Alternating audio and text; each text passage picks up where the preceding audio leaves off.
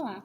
Agora que você já sabe mais sobre a importância das ações educacionais para as organizações, como treinamento e desenvolvimento, sabe também a relação delas com a marca empregadora e com a experiência do colaborador, as diferentes abordagens de aprendizagem, como a gente pode transformar a aprendizagem individual em aprendizagem organizacional, como é que a gente faz uma gestão por competência, principalmente mapeamento e descrição de competências. Na aula assíncrona de hoje, a gente vai falar sobre uma tendência nas organizações, universidades corporativas. Vamos lá? Já ficou claro para você que treinamento e desenvolvimento são estratégias importantíssimas para as organizações. Vamos relembrar esses conceitos. Treinamento são aquelas ações educacionais pontuais que são focadas no cargo atual do nosso colaborador, como cursos e oficinas. Por exemplo, se você trabalha com RH, precisa trabalhar com planilhas. Basicamente, um curso voltado a como fazer planilhas para o RH é interessante para você, se essa for uma necessidade para a sua atuação. Por sua vez, o desenvolvimento são aquelas ações educacionais que vão buscar fomentar, vão buscar incentivar o crescimento pessoal e profissional dos nossos colaboradores, sem uma ligação direta necessariamente com o trabalho que ele realiza ou com a própria organização.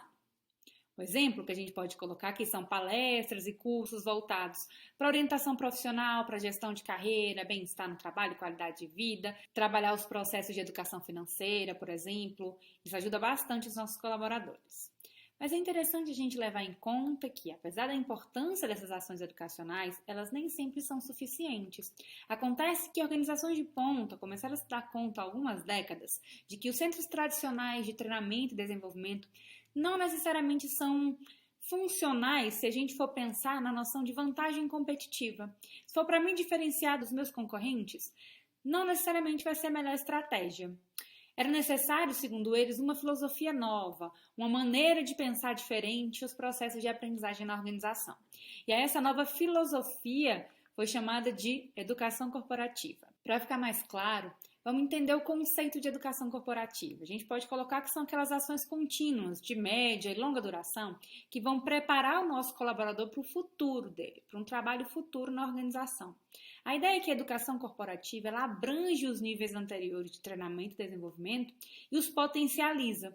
O foco principal da definição de educação corporativa é a noção de continuidade. Quando a gente fala em treinamento e desenvolvimento, muitas vezes são ações pontuais, de curto, às vezes até médio prazo. Quando a gente fala em educação corporativa, não.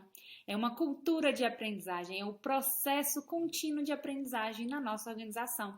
Então aqui a gente tem a oferta de cursos técnicos profissionalizantes, de graduação, de pós-graduação, seja especialização, lato sensu, seja mestrado e doutorado, que é a noção de estrito sensu, quando a organização vai incentivar, vai auxiliar o colaborador nesse caminho.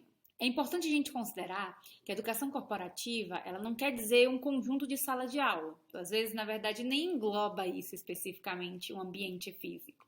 Quando a gente fala em educação corporativa, a gente está falando de estruturas de processos nas nossas organizações que vão auxiliar, que vão possibilitar que a gente crie e sistematize uma cultura de aprendizagem contínua, que é fazer com que os nossos colaboradores sempre aprendam. É a noção de cultura de aprendizagem. E para isso a gente vai utilizar diferentes ferramentas para que a gente consiga promover o aprendizado desse nosso colaborador. E a ideia é que isso não fique restrito a ele. Lembra da noção de que a gente precisa transpor a aprendizagem individual para a aprendizagem organizacional? Então, na educação corporativa, isso é um processo essencial. A gente precisa compartilhar conhecimento na nossa organização. E quando uma organização pratica de verdade a educação corporativa, ela tem muito mais chances de dar um passo além e criar o que a gente chama de universidade corporativa. A universidade corporativa pode ser entendida como uma entidade educacional que vai funcionar como uma ferramenta estratégica para que a nossa empresa consiga atingir a sua missão e a sua visão. Ou seja, que ela consiga atingir o motivo pelo qual ela foi criada, mas que também consiga chegar naquele lugar em que a gente quer que ela chegue, que seria a nossa visão. Então, a universidade corporativa, a gente pode dizer que ela é uma espécie de solidificação da educação corporativa. Para isso, a nossa organização ela precisa proporcionar para o nosso colaborador, internalizar na sua cultura organizacional atividades que acabem cultivando, incentivando a sabedoria, o conhecimento e a aprendizagem individual e organizacional. Novamente, a noção de compartilhamento. Então, duas palavras que vão unir, vão fortalecer a educação e a universidade corporativa é a noção de continuidade e de compartilhamento de conhecimento.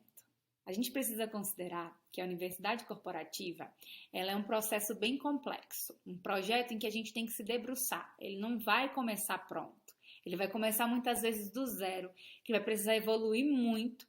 Isso vai levar um tempo considerável e que a gente também precisa da dedicação de pessoas-chave da nossa organização. Desde os profissionais de RH, os gestores de linha, a gente precisa da alta cúpula envolvida e comprando esse projeto com a gente. Mas como é que a gente implanta a universidade corporativa? Esse é assunto para a nossa aula síncrona. Espero que o conteúdo tenha ficado claro para você. A gente se encontra na aula síncrona para aprofundar ainda mais e tirar dúvidas. Até lá!